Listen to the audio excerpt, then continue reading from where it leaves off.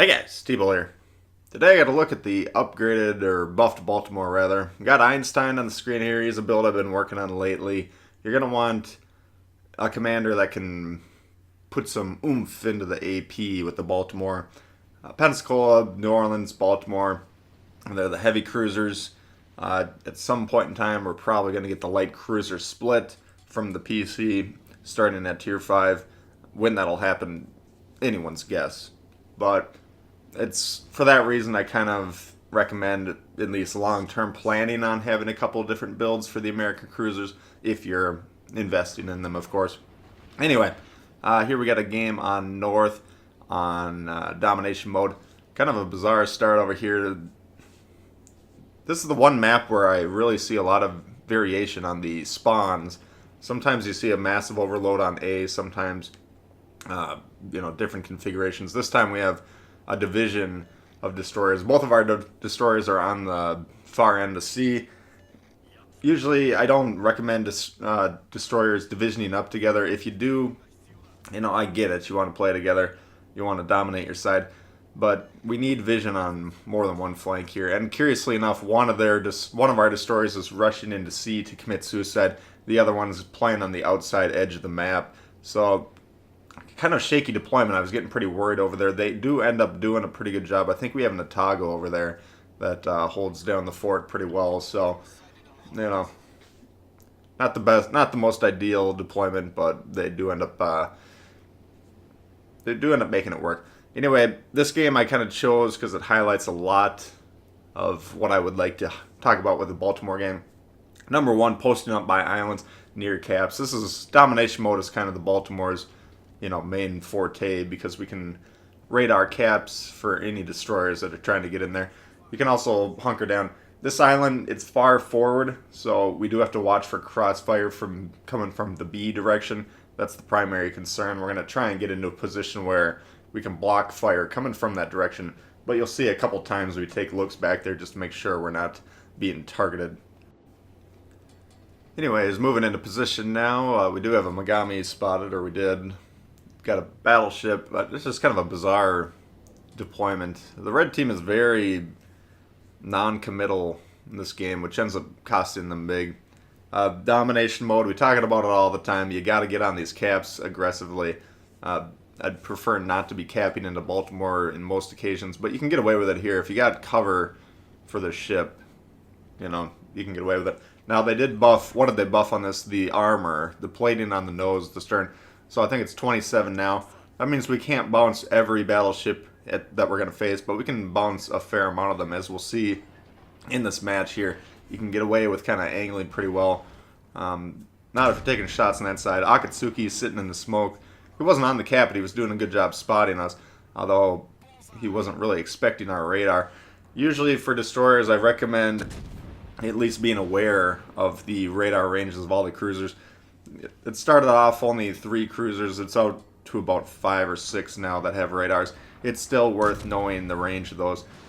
You just kind of have to be either really ready to get out of there or at least recognize the immense danger you're in, because that guy just got wrecked. We got almost 7,000 damage on him personally, and plus it looked like he took a little bit of damage from one of the teammates as well. So radar cruisers, massive threat to destroyers. We talk about it all the time. Radar cruisers need to be the priority, and that's why. The Akatsuki, they've already lost one of their destroyers. This other destroyer is a valuable piece for their team. He's going to do a good job just kind of spotting me for the majority of this exchange over here. He's not being too aggressive. He will continue to send torps my way, but he's being patient and keeping me lit. And because the enemy team does have some people over here that could potentially shoot me, that's potentially an effective play. Now we're in a bit of a precarious situation here. Mogami, I'm worried about the torp threat. I could probably shoot him right about there. You can see the front guns are almost clear of that island. But he's got an Iowa supporting him. I think he's got a Baltimore, which we're going to take a shot at here. And then I think a Gneisenau now closing in. Meanwhile, our supporting, quote-unquote, supporting battleships, they can't see anything. They can't do anything. They're not recognizing that their position is ineffective, and they're not able to support me here. So battleships, if you can't see anything, if you can't do anything, you're in the wrong spot. You need to move. Anyway, Megami there, he kind of poked forward just a little bit, and we were able to bash him in pretty hard. And the leftmost battleship, I guess he did have a shot on that Megami, so that position wasn't as ineffective as some of the other guys, but I would still like to see them move. That took care of the immediate threat, though. Saw some more Akatsuki torps coming in previously, and we're just going to keep backing up. Because the Akatsuki's keeping us lit, we're going to constantly be on the enemy screen. They're going to take shots when they have an opportunity. But we're doing a good job keeping an eye on that ingenious perk that's telling us how many ships are targeting us.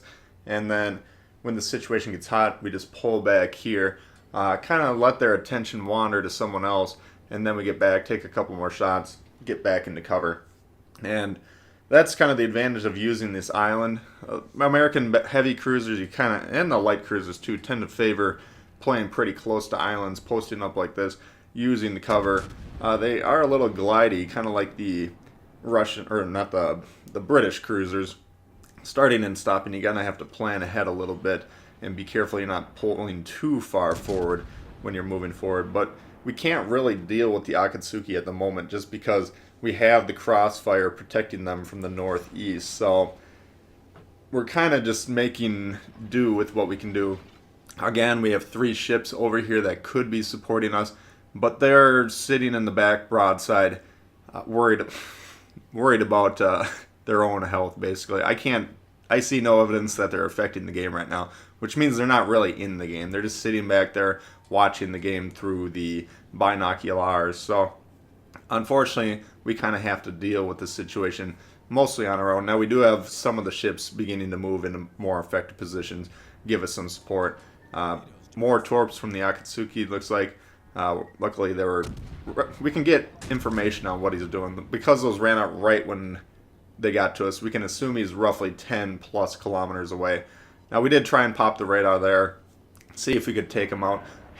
Both times we used the radar, we switched to our HE shells first, then we popped the radar. You're going to get more damage with the HE against destroyers, so of course we waited to do that. Those radars, they're very short duration, so you want to make the most of them. If possible, get the right shell loaded. And you can see there, Gneisenau shooting us from the front. When he's hitting the hull, not really doing much damage. If he's hitting the superstructure or whatever, he might get a little bit of chip damage here and there, but not that big of a threat. So that's kind of the difference, that the ship, when they buff the armor, you can kind of get away with this nose-in type of play. Previously, you'd kind of just get wrecked in those type of situations. Baltimore is kind of designed for this. It's got 2/3 of its firepower in the front. So if we're angled in on a target, we can just point more or less directly at them, fire just the front 2 guns, and then do a good job both defending ourselves and pumping out damage. Previously, though, with the weaker armor schemes, even though that's kind of how the ship's designed to play, it really wasn't that effective at it. So I didn't hate the Baltimore previously, but I think it's a much more effective ship right now. I've played a couple more games in the Pensacola and New Orleans too. They're not bad ships, but the Einstein build that I have here, another Halloween commander, he's got a major boost to the turret traverse as a perk, and then he's got more, the Ingenious also allows the turret traverse to be enhanced. So I think it's about a 20-second drop when I updated my stat sheets after putting this commander on there, and that's huge because that's the main drawback of the American Heavy Cruisers. Really slow, anemic turret traverse. This guy kind of takes care of that problem. So again, if you don't have these Halloween commanders, I would expect they would come back this upcoming Halloween, so hopefully you'll get an opportunity to pick them up then. You can see throughout this game our preference is always going to be AP. The AP on this ship in particular is extremely good. Good penetration, enhanced penetration angles, which means the target can be more angled than, or your shells can strike an angled target more than most AP shells. So you want to be using this AP. It's got good damage. It's a little floaty, which makes it kind of less effective at range. That's why I don't have the range enhancement on this build. But anyway, now that we've kind of cleared out all the threats but the Iowa, we pull forward. Luckily, we do spot the Akatsuki with the plane, and that's kind of a problem for him. We're going to go ahead and get rid of him, and that's going to really open up this game. This is a major mistake by this Akatsuki getting spotted by the plane. Our team piles up on them, takes them out. Now we're kind of clear to do what we're going to do. And notice what happens here. The Iowa has been kind of sitting in the back, not doing much. The Iowa's the red ship to the north, but he continues to reverse, and advertently or inadvertently, this becomes a good play for them. He draws 3 of our ships to the north. And take a look at the time here. I think they end up killing him with about 2 minutes left in the match. But you can see 3 ships against this angled Iowa who's drawing them away from the objectives, away from what matters in this game. That's a major problem. You can see we, of course, do not pay any attention to him. We're not spotted. We can safely get over. We need to defend B. We're going to win this game. We're going to guarantee the win by controlling these caps. But because potentially 4 of our 6 ships could have been tied up with this Iowa, only 3 because we're not taking the bait. But it was previously it was going to be a 3v3 down here, and had I gone up there, it could have been a 3v2. Then they could have wiped out our southern fleet, taken B, potentially taken A. Now, because their team kind of conceded the cap control so early in the game, they would still have a hard time in this particular game coming back from that. But a lot of games, 3 of our ships taking on that Iowa for the majority of the game, doing nothing, that would be a losing play. The red team would actually win this game in a lot of instances because of this. So ships that are removing themselves from what matters and in domination mode, that is controlling the caps, you need to ignore them. Or maybe send 1 ship to kind of deal with them, tie them down so he doesn't push in and attack our flanks as we're defending these caps. 3 ships though, massive waste of manpower. The Iowa has no effect on this outcome of the game whatsoever. But we do have ships over here in the southeast that have been doing a pretty good job.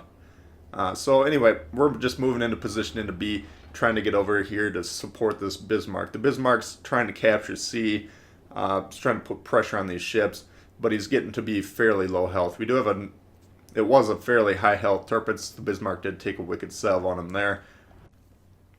But as we move into position, we just open fire here, and we have HE loaded, angled battleships. We might as well switch over to HE. But my plan is to use this tiny little island here, that kind of the center right of the screen. And we're just going to drift slowly over there. I'm not in a major hurry because I know the Tirpitz is going to be dealing with the Bismarck primarily. That's his main threat. We're just kind of here to support him. And as we pull forward here now, you can see we drop from detection. Now we can fire safely. And as he was turning, we switched over to AP. And we're going to pile on some damage here. Now he is going to wind up killing the Bismarck, which is fine. But because he's low enough, we're going to be able to demonstrate how the ship can deal with most battleships. High caliber guns such as Iowas, Yamatos that are coming, Vladivostoks, so on and so forth. They'll be able to overmatch your new armor plating on this. But a lot of battleships at the tier or tier 6, they're not going to have the gun caliber to punch through the nose of this thing. So as soon as we recognize it's a 1v1, he's getting spotted currently by the Bismarck plane. So I'm going to continue to try and use this island as much as I possibly can, or I probably should have, but I guess we're posting up to square off against him now. But as soon as that plane goes down, of course, we would lose sight of this guy. There's no one over here spotting him, so we're just going to have to post up. Again, we point at him. We're only going to fire our front 2 guns. That's fine. He can't really do much damage to us. We can do about as much damage to him per salvo as he can to us. But because we have the massive health advantage, he's really going to have a hard time winning this fight. Secondaries do start going off, which could be a problem. He starts getting some fire, some chip damage. That could add to his effectiveness. But the main advantage he has over us right now is the threat of torps. The American Heavy Cruisers, of course, don't have torpedoes. So usually you don't want to get into situations close range. We had it earlier where the Megami was threatening us with the rearward firing torps. We have it now with the Tirpitz closing in, potentially able to torp us. So we're just going to back up. I'll turn around here, check how close I am to the island just to make sure I'm not going to get grounded on it. That would be a bit of an issue, but we're just trying to maintain the distance. Number 1, to limit those secondaries' effectiveness. Number 2, to make sure he can't torp us and take us out of the game here. Again, we're not really in threat of losing this game at this point, and you can see they finally killed the Iowa up north there, but massive overcommittal to a player that's not affecting the game. Anyway, were able to whittle the turpits down and take them out. So not a barn burner in terms of damage, but I thought it highlighted a lot of things that will allow you to become a good Baltimore player. So hope you guys did enjoy that one. If you did, please hit the thumbs up. New to the channel, consider subscribing. A lot of World of Warships coming all the time. Questions, comments, leave them below. I do love to hear from you guys. And we'll see y'all later. Alright, peace.